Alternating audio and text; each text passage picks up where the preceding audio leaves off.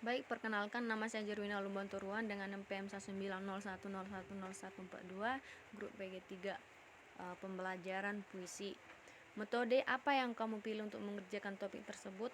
Metode yang saya pilih adalah metode discovery inquiry, dan media yang saya pilih adalah media video klip, dan pendekatan yang saya pilih adalah pendekatan kontekstual.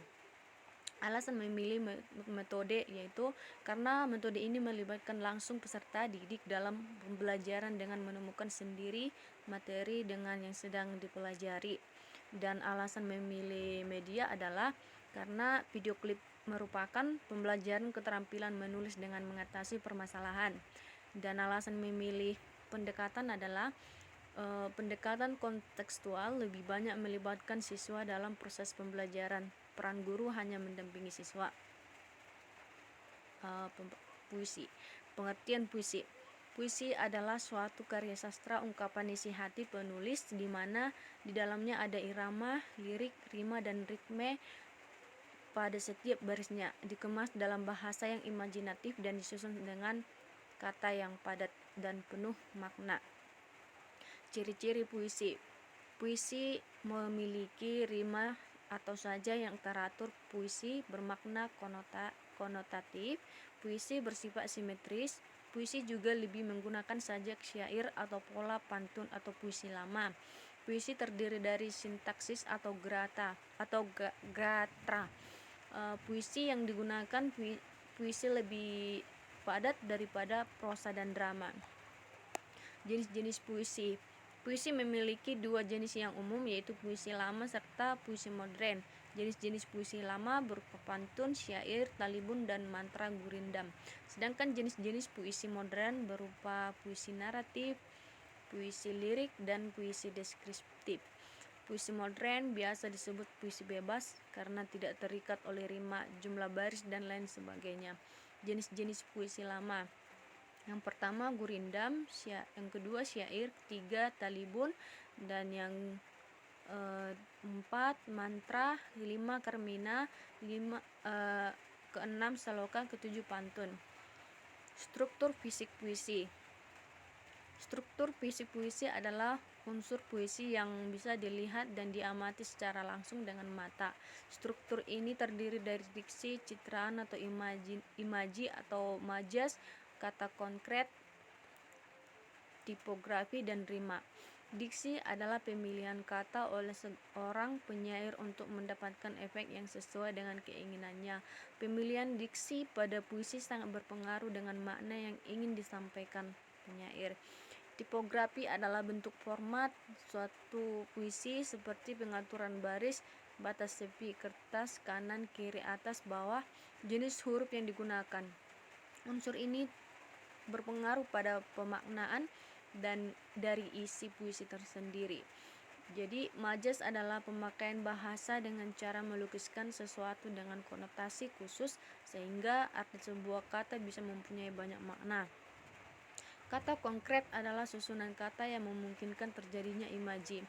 Kata konkret seperti permata senja menggambarkan pantai atau tempat yang sesuai dengan datangnya senja.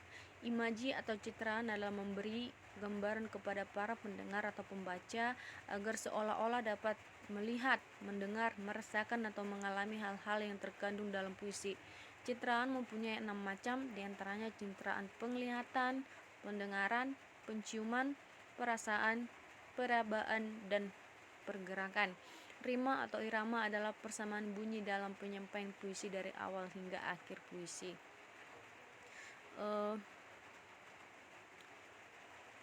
Onomatope yaitu tiruan bunyi, misalnya prank atau yang menggunakan sesuatu yang pecah. Yang kedua bentuk interpola bunyi yaitu aliterasi, asonansi, persamaan akhir, persamaan awal, sajak berselang, sajak berpengaruh, sajak penuh, repetisi, dan sebagainya. Pengulangan kata yaitu penentuan tinggi rendah, panjang pendek, keras, lemah, dan suatu bunyi. Cara membuat puisi. Yang pertama, tentukan tema atau judul. Dalam menentukan tema, pilihlah tema yang menurut Anda menarik dan sesuai dengan kata hati Anda. Puisi bisa menggunakan tema yang berhubungan dengan alam, persahabatan, sosial, pendidikan, dan ungkapan hati. Dan yang kedua, menentukan kata kunci. Jika sudah menentukan tema dan judul, langkah selanjutnya adalah menentukan kata kunci. Akan dikembangkan akan menjadi kalimat, misalnya satu kata kunci yang digunakan untuk satu larik atau satu kata kunci untuk membuat satu bait. Yang ketiga, menggunakan gaya bahasa. Gaya bahasa akan memperindah puisi itu sendiri. Bisa menggunakan berbagai macam majas agar pembaca atau pendengar tidak bosan membacanya. Namun harus digarisbawahi jika penempatan diksi atau gaya bahasa yang tidak tepat akan mengurangi bahkan menghilangkan makna dari isi yang terkandung di dalamnya. Dan yang keempat adalah kembangkan puisi semenarik mungkin. Selanjutnya akan mengembangkan kata kunci menjadi kalimat-kalimat indah yang mewakili perasaan. Pilihlah kata yang padat dan syarat makna di dalamnya. Cara membaca puisi yang baik, yaitu ekspresi, mimik muka, dan penjiwaan puisi.